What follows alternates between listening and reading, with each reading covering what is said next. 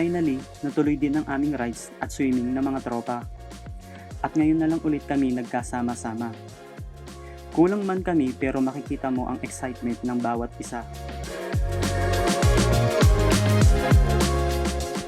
We started from our barangay, heading towards our destination, the Blue Mountains, Aurora.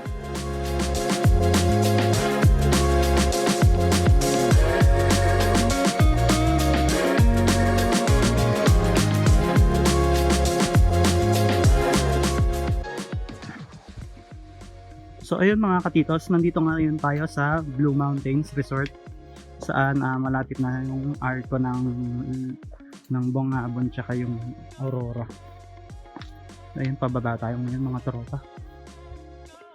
Kita mo, ganda, grabe, napakatahimik ng lugar.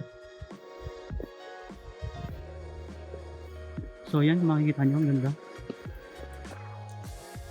Ingat-ingat na lang kasi yung daan, siyempre bundok to, baba to, kaya ingat-ingat na tayo mga tropa.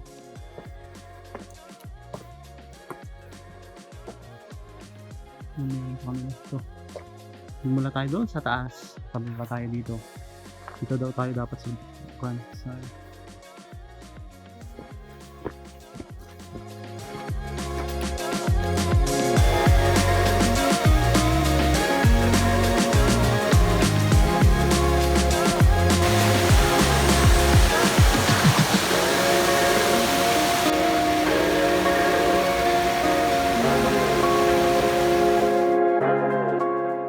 And we're finally on our destination. Nag-prepare muna kami ng makakain ng lunch. After that, nagpatuloy ang aming bonding ng mga tropa. Kwentuhan, biruan, kantahan, at konting inuman. Hanggang sa napagtripan namin umikot pa uwi sa aming barangay. Starting from Bungabon, first, we took pictures at the Arc of Nueva Ecija and Aurora.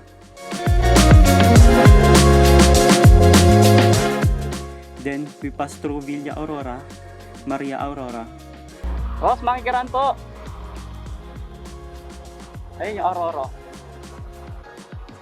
So, yung mga katitos, ayan, dito ngayon tayo dito daw dadaan sa We Heart Aurora, Maria. Ayan, titingnan lang natin dito. So, ayan, yung makikita nyo, yung bundok. Ayun, tropa yung maganda, di ba? Solid. Ano, tara na?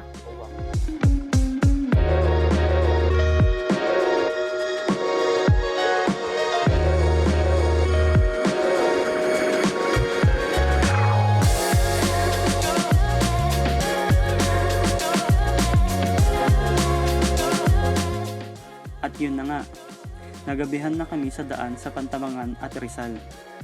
Finally, after a long rides namin na halos 5 hours na biyahe, nakauwi ng safe ang bawat isa.